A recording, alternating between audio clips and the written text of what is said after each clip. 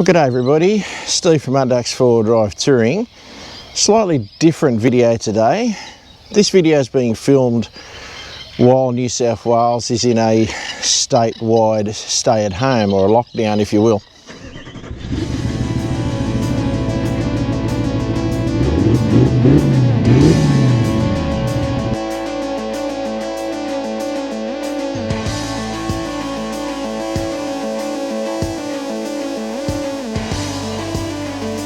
From our rugged north to the beautiful south to the centre, east, west, doesn't matter where, the 4-wheel drive tips and tricks and travel and information, you've come to the right place.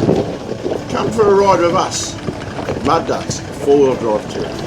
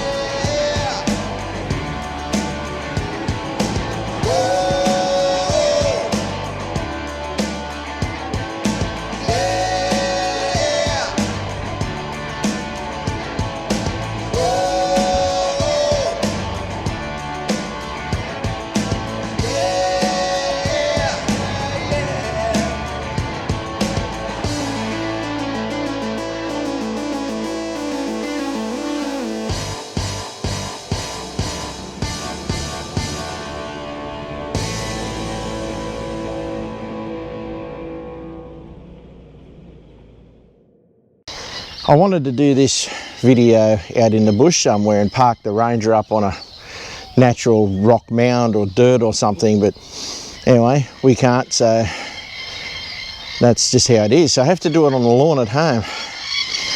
Now, this review is about by Mickey Thompson ATZ Tyres, ATZ P3s. They've done 18,000 kilometres or thereabouts. This review is not sponsored in any way by Mickey Thompson. I paid full price for these tyres, and it's just an honest opinion after having them on the car for, as I said, the 18,000 Ks.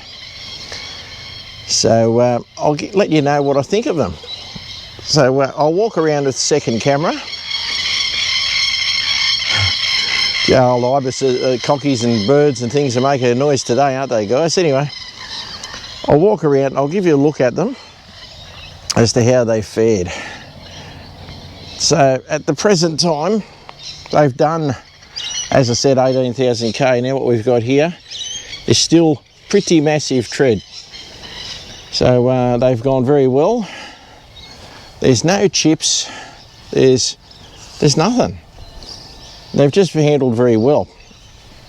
So that's the right hand front. I'll put that up just like that so you get a bit of a better look at it, guys. But the theory behind them was I've run successfully 6 sets of another brand of tyre prior to this, which have been great. And I realistically just wanted to change. So we put the ATZs on to see how they go. Now that said, as all aggressive all-terrain tyres are, they're relatively quiet, but they're not as quiet as a highway terrain or road tyre as you'd expect. They do get noisier as they get older, so you can certainly hear them, I found, as you're rolling to a stop, not so much while you're driving along. Their road manners are great, running road pressures. They hold the road. They actually hold the road in the wet better than my other tyres did, which isn't a bad effort considering this is a ute and it's very rarely loaded in the back. So they've been very good. Now, being an aggressive all-terrain tyre with a very heavy-duty sidewall, they're basically the same sidewall as a mud terrain. So they don't bag a lot sideways, but they do bag quite well lengthways. So I found I let them down a little bit more than I might have done with some other tyres. Now that said, when I'm going out in the bush, they're down around 25 or a bit lower. If I really need to drop them for harder stuff, well, I'm quite confident to take them down to 15. I'd go lower if I needed to, guys. So a lot of people are terrified of taking tyres down below 16 PSI. I'm not 100% sure why. Yes, there's a risk of rolling them off the bead for sure. But if you're driving at those kind of pressures, you probably shouldn't be driving fast enough where that's really a problem. And at those kind of pressures, they will just roll around a rock or something like that and just give you massive grip. And get you out of a lot of situations that being more inflated they wouldn't. The only thing you have to do, I'm not saying drop your tyres down stupidly low. Be careful about it, think about it when you do it. But once you don't need them down that low, pump them back up again. On the beach, I don't live too far from Stockton Beach here. Stockton's one of the softest sand beaches in the country, probably up there with Robe in South Australia, and Blacksmith's a bit further south in New South Wales. It's quite a soft beach. I would normally run them at 16 or 15, but I've run tyres down on Stockton Beach at 9, just depending on the time of the day, time of the year. Never ever had a problem. Like I said, don't go doing doughies on the hard sand, and drive accordingly. Remember your tyres are soft, and if you do stupidly harsh steering actions, you will roll them off the bead. So think about what you're doing, guys, when you lower these things. But outside of that, these have handled going down to low tyre pressures very well.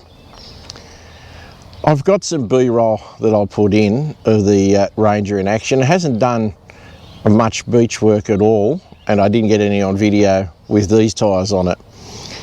It's done a little bit of bush, but not a huge amount. Nowhere near as much as we'd like. As you can gather, guys, in 2020, 2021, we've been very limited on what we can do. So, as I'm sure the rest of the country has been, so sorry about that. As I said, we're currently in lockdown in New South Wales at the present. By the time you see this, hopefully that's long gone. But at the moment, we can't go anywhere. Anyway, I'll grab this other camera and I'll give you a walk around what they're like, apart from just that tread section. So hopefully you're hearing this okay. Now, my particular size of tyre are a 285/70 R17. They happen to be fitted to CSA Raptors, not because it's a Ranger, because it's not a Raptor, so it doesn't matter. As I said, they're the Baja ATZ P3. You've seen the tread on them. Pretty aggressive for an all-terrain, and they've got the side biters on them. Not as aggressive side biters as you'd find on a mud terrain, but they're still pretty good. I run a 17-inch rim on this. I could have had a 16. It came with 16s, but I like the alloys and I want them to be 17. The main reason I went that way is the Land Cruiser runs 17-inch rims, can't be smaller. And even though they're not the same tread pattern, even though they're not the same rim, they're the same rolling diameter. So if I really need to, I can take tyres off one, put them on the other, just actually physically take them off the rim. As you can see, there's no chipping, damage. There's something stuck in there, but that happens. They've survived very well, so I can't complain about them at all. Now, this is not a flex shot, guys, so don't worry about that. So, left hand back, same deal. Treads in great nick, and the sidewalls have survived very well, and that's how they travel pretty well everywhere. They've been fantastic. As I said, only done 18,000k. Now, I'm pretty convinced they'll make it out to 70,000 or better without any great issues. So I think they've come up very well in the time I've had them.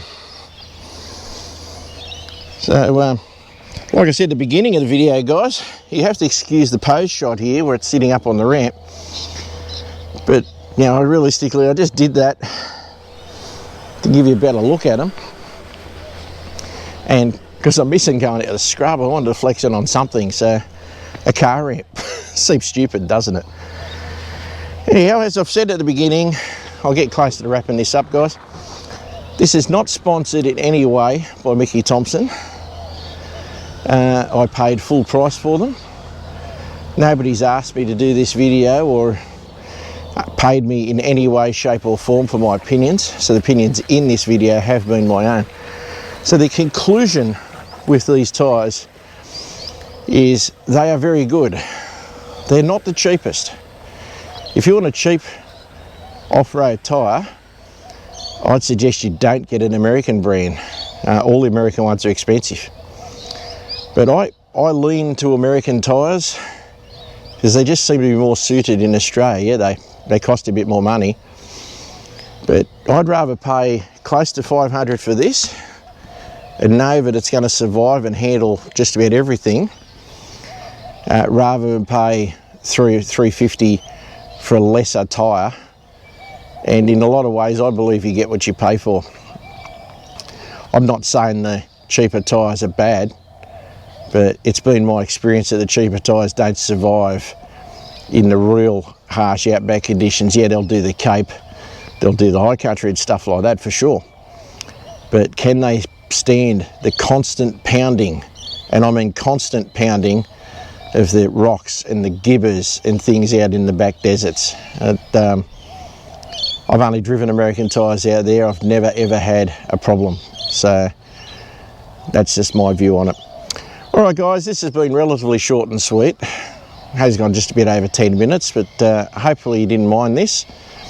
Apologies for being in my front yard, guys, but lockdown. Thanks, Gladys. We were supposed to be camping this weekend, by the way, but look at the weather. And where are we? At home. Anyway, thanks again for watching, guys. It's great to have your support. If you like the video, throw a like on it. Really appreciate it. And it helps the YouTube algorithm put my video out for more people to see. If you're new here, consider subscribing. If you do subscribe, click the notification bell. You'll know when a new clip comes up. I really appreciate the support for the new guys. And to the old hands that have been with me for a long, long time, and some of you have been here a very long time now, guys, thanks again for taking the time out of your day to watch one of my clips. So all the best from Steve Kaz. She's hiding behind the camera out of sight, producing as always, at Mud Ducks 4 Drive Touring. Take it easy and enjoy the rest of your weekend or whenever you're watching it. Cheers, guys.